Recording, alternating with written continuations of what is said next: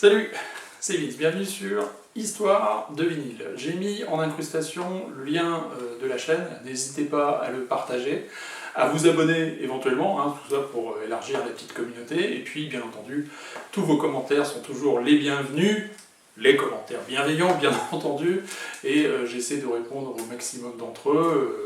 Ils sont souvent fort utiles, je vous invite à les consulter parce que c'est une mine d'informations apportée par certaines d'entre vous et qui complète de façon tout à fait heureuse ce que j'ai pu bien sûr vous proposer, sachant que les vidéos sont des invitations à la découverte, vous l'avez compris, je ne parle que de vinyle et de disques que j'ai en vinyle dans la discothèque, je n'évoque très rarement des vinyles que je n'ai pas, ou des disques que j'aurai éventuellement en CD. Bref, aujourd'hui nous sommes dans la série Un jour, un groupe. Sur la page de présentation de la chaîne, eh bien, je vous invite à descendre, vous avez les playlists, et vous avez une playlist effectivement Un jour, un groupe, dans laquelle vous allez retrouver la dernière capsule qui était consacrée au groupe Iron Butterfly. Vous l'avez vu aujourd'hui, la vidéo sera consacrée à un groupe relativement peu connu, voire méconnu, qui est The Mandrake Memorial, qui a eu une période d'activité comprise entre 1967 et 1971, qui est un groupe, contrairement à la plupart de ceux que je vous ai présentés dans la série Un jour un groupe, qui n'est pas de la côte ouest mais qui est de la côte est, et qui mérite grandement d'être redécouvert, réécouté. Ils ont, pendant leur période d'activité, enregistré 4 albums, et malheureusement, il n'y en a que 3 qui sont sortis pendant cette période d'activité, et un 4e qui ressurgit des armoires poussiéreuses en 2016, et pour notre plus grand bonheur, pour le coup. Donc, allons-y avec The Mandrake Memorial. Bien sûr, c'est un groupe de rock psychédélique qui n'a pas eu du tout le succès escompté, qui a fait pas mal de concerts entre 1967 et 1971, en particulier à New York et puis dans la région de Philadelphie. Ils ont quand même fait les premières parties des Doors, de Moby Grape, des Mothers of Invention, excusez du peu quand même, bref, de Clear Light, d'un très grand nombre de groupes, et même du Velvet Underground, c'est pour dire, même. Donc, l'origine du groupe. D'abord, 2 musiciens qui sont originaires de Philadelphie, qui sont un guitariste, banjoïste, mais aussi pianiste de formation, pianiste classique, qui est Michael, alors ça s'écrit K-A-C, mais ça se prononce Katz, ou Catch, donc originaire de Philadelphie. Autre musicien originaire de Philadelphie qui lui a une solide formation d'ingénieur en électronique, et ça va être important, vous allez comprendre, qui est Greg Anderton, et qui prendra la guitare en fait, et qui produira effectivement, surtout à partir du 2e album, ces sonorités électroniques qui sont sur les 2 derniers albums, tout à fait passionnants. Et puis 2 musiciens qui viennent de New York, que sont Randy Monaco, qui est très très jeune lorsqu'il intègre le groupe, il a 18 ans, bassiste, et puis Kevin Lally, le batteur. Voilà, le groupe est formé, ils vont se produire dans un petit club à Philadelphie, le Trauma, et c'est là qu'ils vont être repérés par un producteur qui est en train de monter sa propre maison de disques, qui est Poppy Records, qui est Kevin Eggers, et qui va les accompagner et qui va être bienveillant a priori pendant toute leur carrière, en dépit du peu de succès qu'ils rencontrent. Poppy Records, c'est une sous-marque de MGM, et Kevin Eggers, lui, il était un producteur dans l'univers, autour d'Elvis Presley. Enfin bref, vous voyez que ils enregistrent leur premier album en 1968 sur Poppy Records. C'est d'ailleurs la première publication en 33 tours du label Poppy Records. C'est tout simplement l'album intitulé Same. Alors c'est vrai que la pochette n'est pas forcément très attirante, mais la musique est extrêmement spontanée. Vous avez l'organiste, donc Michael Katz, qui lui égrène des notes très à l'orgue avec des sonorités de clavecin. Il a une formation de pianiste et puis il est très très attiré par la musique baroque et ça s'entend effectivement dans ses notes égrenées très très rapidement au clavecin. Craig Anderton lui délivre sur l'album des solides fuzz absolument fantastiques et puis donc un batteur qui est vraiment excellent batteur, percussionniste, donc Lally, et puis la voix, et puis la basse extrêmement précise de Randy Monaco, une voix très chatoyante, très... alors d'aucuns diront peut-être un peu sans nuance, hein, un petit peu monocorde, comme ça, mais qui donne effectivement une atmosphère qui est très très étrange. Alors ce disque, moi je le trouve absolument passionnant, il est très spontané, très direct, avec des titres absolument Bird Journey qui commence l'album est absolument fantastique, Dark Lady qui termine la première phase qui est un hommage à Linda Cohen sur laquelle je reviendrai à la fin de la présentation. Et puis voilà, sur la deuxième phase, vous avez un titre qui est absolument fantastique avec un solo de fuzz qui explose comme ça au milieu du morceau qui est Strange. Et puis le dernier titre, le plus long, qui dure un peu plus de 7 minutes, qui montre aussi les influences du côté du jazz, du groupe. C'est un album de rock psychédélique absolument fantastique. Il n'y a pas encore les éléments électroniques que va apporter dès le deuxième album Craig Anderton, le guitariste. Lui, effectivement, ingénieur en électronique, il conçoit des instruments, construit des pédales d'effet, et il va construire un appareil qui s'appelle un modulator, il l'appelle le modulator, et qu'il va utiliser effectivement à partir du deuxième album. Je vous conseille vivement. Alors effectivement, cet album peut avoir des côtés un petit peu pop, psychédéliques, mais je crois qu'il faut l'écouter, et puis le réécouter, il est absolument passionnant, 1968. Le deuxième album, il est enregistré toujours. Alors, ils enregistrent leurs albums à New York, parce qu'il semblerait que le studio, il existe un studio à Philadelphie au moins, mais qui ne soit pas tout à fait adapté pour leurs ambitions, dirons-nous. Alors, il faut tout de même savoir que le premier album se vend quand même assez bien pour quelque chose qui n'est pas facile d'accès. Et puis, le deuxième, il aura le même sort, il va se vendre assez bien, encore une fois. Alors, vous comprenez que c'est un groupe qui c'était totalement inconnu, hein, pratiquement, même si, encore une fois, il a partagé l'affiche avec des groupes beaucoup plus connus. Le deuxième album, voilà. Alors, les musiciens, semble-t-il, n'ont pas été très contents de cet album, et pourtant, alors la progression par rapport au précédent est évidente, l'ambiance, effectivement, devient beaucoup plus enveloppante, avec ces effets électroniques qui apparaissent, et toujours cette guitare extrêmement... qui peut être acide, comme avec des accents de fuzz évidents, tout à fait extraordinaires. Donc c'est un magnifique album de rock psychédélique. Oui, je cherchais en fait le concepteur de la pochette, qui est Milton Glauser. Voilà, superbe. L'album c'est Medium, qui sort en 1969.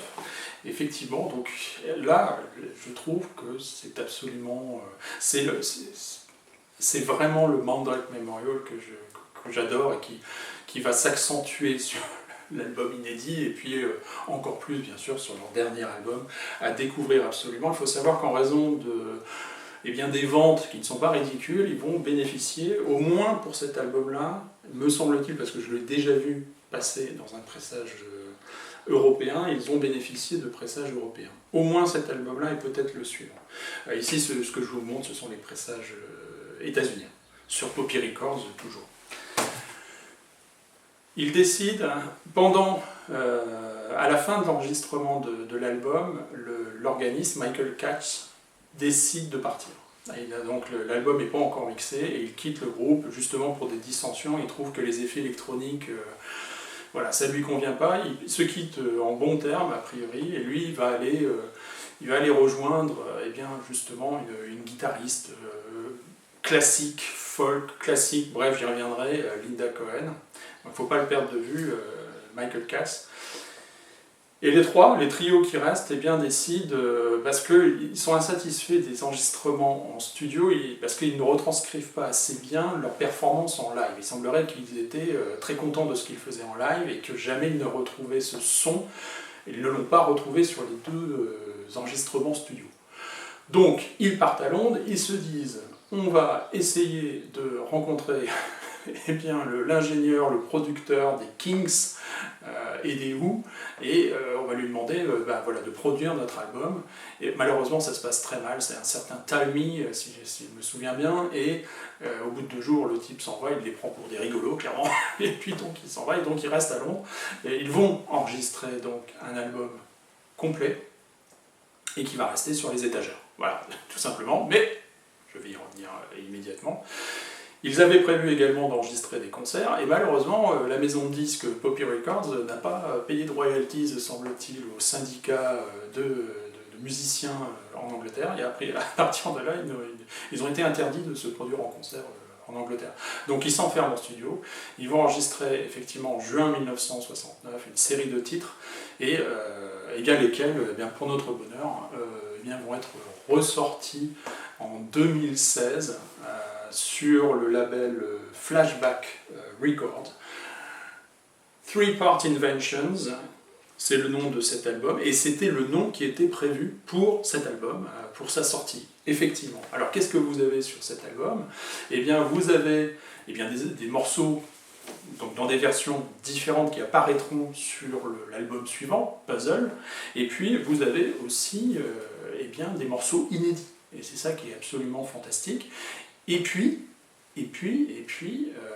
effectivement, vous avez des versions longues, par exemple de Witness, qui était sur l'album précédent. Là, vous en avez une version longue qui est absolument fantastique. En fait, pour l'album, sur l'album Medium, vous n'avez que les parties chantées de ce titre qui est allongé avec des parties électroniques, et sur la face donc associée avec le titre Bucket of Hair qui apparaîtra sur Puzzle, vous avez une face une symphonie psychédélique absolument fantastique. Voilà, absolument fantastique. Alors symphonie, attention, ça ne veut pas dire que vous avez des cordes, etc. Ça, ce sera pour l'album sur Puzzle, leur 3e album officiel, si vous voulez. Donc, je vous conseille vivement d'essayer de vous procurer cette galette.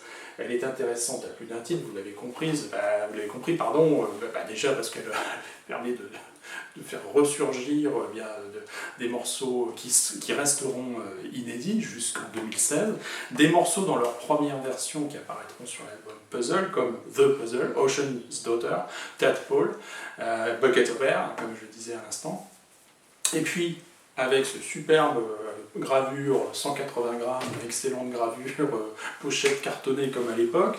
Vous avez en plus un 45 tours avec un titre Cassandra qui date de la période d'enregistrement de Medium, et puis un titre inédit de 12th Brigade. Donc, et puis tout ce que je vous raconte là, je l'ai puisé pour l'essentiel dans le livret qui accompagne cet album.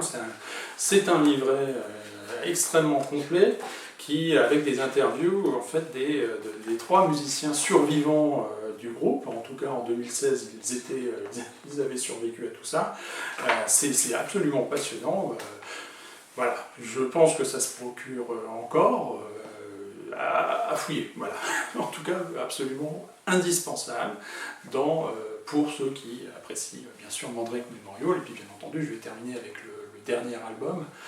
Donc le dernier album, il retourne aux États-Unis et ils vont enregistrer effectivement cet album qui pour l'époque est très très long, il dure plus de 50 minutes, qui est une pure merveille et qui pour une fois est adoubé par les 3 musiciens et considère que c'est une réussite pour eux. Alors effectivement, pour le coup, je parlais de symphonie psychédélique, c'est un petit peu le cas parce que, et puis en plus une ambiance un petit peu mystique, hein. C'est donc Puzzle avec ce superbe, cette illustration de MC Escher. Il semblerait que Kevin Lally, le batteur, soit allé voir en Hollande MC Escher pour lui demander la permission d'utiliser un de ses dessins. Et voilà, c'est ce que vous avez ici sur cet album qui est absolument fantastique d'illustration. Alors ici j'ai la copie promotionnelle du pressage US. Alors dans le livret, j'ai lu, je ne le savais pas, que c'est de la copie promotionnelle, note for sale, c'est écrit, c'est gravé ici, sur le côté. En fait, ça c'était livré dans un coffret, avec un poster, avec des cartes postales, avec un petit livret explicatif à destination des DJ de radio, bref, etc. Bon, malheureusement, si certains d'entre vous peut-être ont ce coffret complet, je pense que ça c'est un sacré collector. Moi je n'ai que le vinyle et puis le petit insert circulaire avec, que je vous mettrai en incrustation. Cet album est absolument fantastique. Effectivement, il y a cette dimension un petit peu liturgique, mystique, avec l'emploi de chœurs masculins et féminins dans une ambiance... bref. Donc vous allez retrouver certains des morceaux que j'évoquais précédemment, dans des versions bien sûr différentes. C'est une pure merveille que l'album Puzzle, c'est mon préféré, effectivement, et il est absolument fantastique. La carrière de groupe s'arrête-t-elle là à la sortie de cet album qui va passer totalement inaperçu à l'époque. Il sort en 1970, il se vend très peu, beaucoup moins bien en tout cas que les deux précédents, et pourtant les trois musiciens continuent un temps. Ils vont enregistrer un dernier 45 tours qui reste, à ma connaissance, inédit, que je vous mets en incrustation, que je n'ai pas. Je ne suis pas allé chercher non plus ces deux morceaux sur les plateformes, puisque voilà, je ne suis pas abonné à aucune plateforme, bref, peu importe. Après ce dernier 45 tours et quelques concerts qu'ils vont donner dans les universités autour de Philadelphie, eh bien, le groupe se dissout en 1971. Alors, l'aventure ne se termine pas là. Craig Anderson va rejoindre Michael Katz dans l'accompagnement de Linda Cohen, en tout cas sur deux albums qu'elle va produire, le premier en 1972 que je trouve absolument magique, c'est un instrumental où elle joue, Linda Cohen, de la guitare qui est entre des ambiances un petit peu médiévales et baroques. C'est tout à fait passionnant, et vous avez donc les interventions électroniques du fameux modulator, le modulateur de Craig Anderson, donc des effets électroniques. Voilà, ça m'évoque, attention, c'est très différent, ça évoque un petit peu l'approche qu'avait eue Buffy Sainte-Marie sur son album Illuminations. Donc là, c'est un instrumental complet. Elle va réaliser un deuxième album en 1973, et tout ça sur Poppy Records. Donc je vous invite, pour ceux qui ne connaîtraient pas The Mandrake Memorial, bien sûr, à aller. Alors ça a été réédité, tous les albums ont été réédités. Les trois albums ont bénéficié d'une première édition en 2016, au moins chez Flashback Records, en même temps que la sortie de l'album inédit. Voilà. Et puis, je vous dis, ça a été réédité en vinyle. Certains des pressages états-uniens ne sont pas évidents à se procurer, semble-t-il. Bon, moi, j'ai eu la chance de les trouver très facilement. Bref, ceci est une autre histoire. Je ne suis pas là pour raconter ma vie, non. Vince, that's me. Cares about.